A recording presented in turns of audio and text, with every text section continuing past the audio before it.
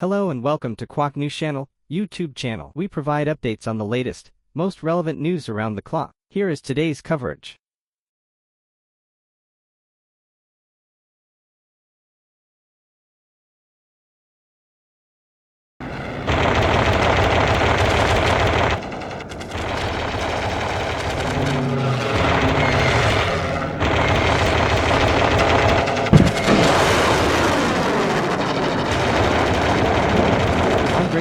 Kursk, head of the Ukrainian National Security and Defense Council's Information Management Center, recently reported that the first North Korean troops deployed to Russia's Kursk region were attacked by Ukrainian forces.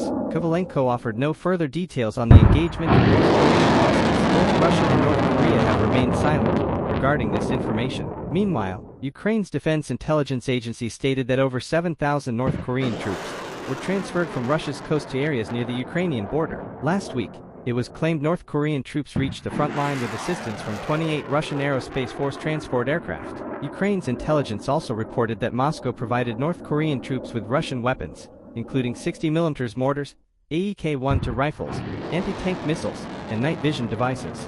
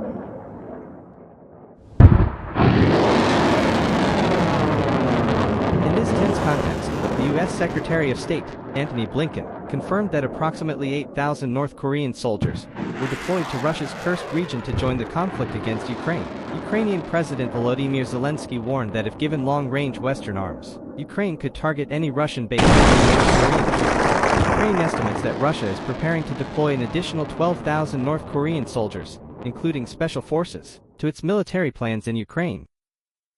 Ukraine's armed forces are facing some of the most intense Russian attacks since the conflict began in early 2022. Throughout 2024, Ukraine has encountered substantial challenges in defending the front lines.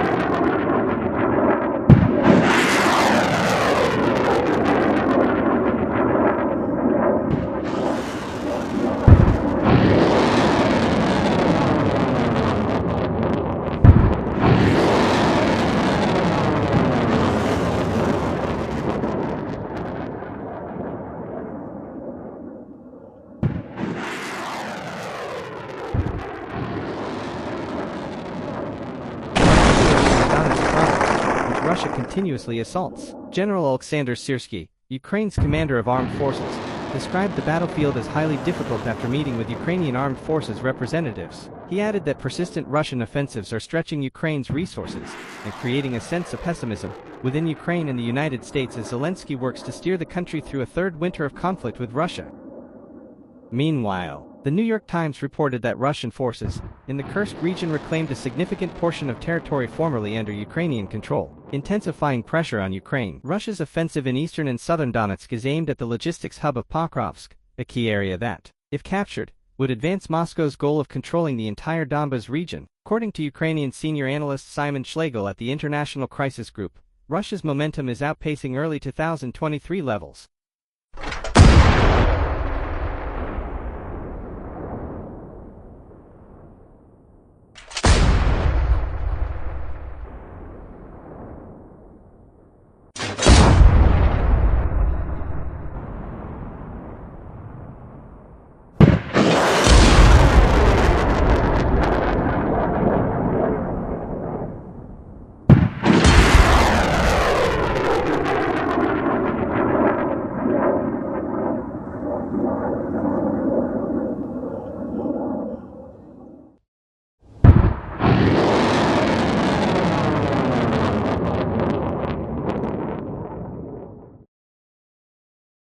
The future of U.S. military support for Ukraine is uncertain, with former U.S. President Donald Trump calling for an end to the conflict and growing American discontent over continued support for Ukraine. Amid these challenges, Alexander Dubinsky, deputy head of Ukraine's Supreme Council, cautioned that President Zelensky might attempt to conceal Ukraine's setbacks from the public. Dubinsky suggested that Zelensky is clinging to his position, which he speculated as a motive behind recent events on the ground. American media also reported that Zelensky appeared exhausted following Ukrainian forces' setbacks.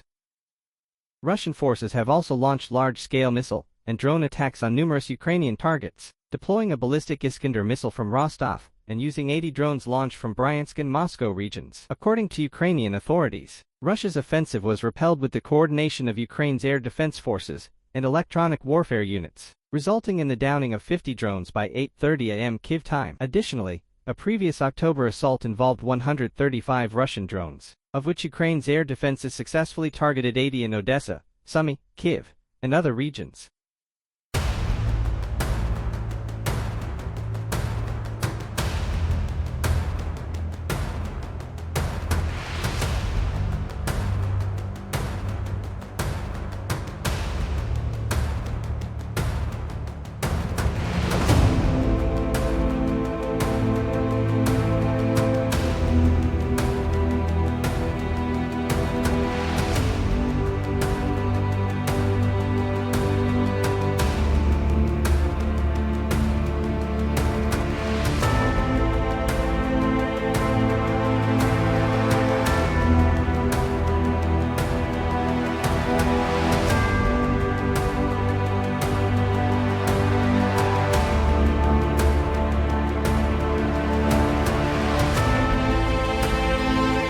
Furthermore, Ukraine is reinforcing frontline defenses, with underground steel bunkers designed to shield soldiers from artillery strikes. So far, 600 steel shelters have been manufactured, with some assembled to create command posts. According to Metinvest CEO, Oleksandr Mironenko, Ukraine is fortifying positions near Pokrovsk in response to Russia's gradual eastern advance.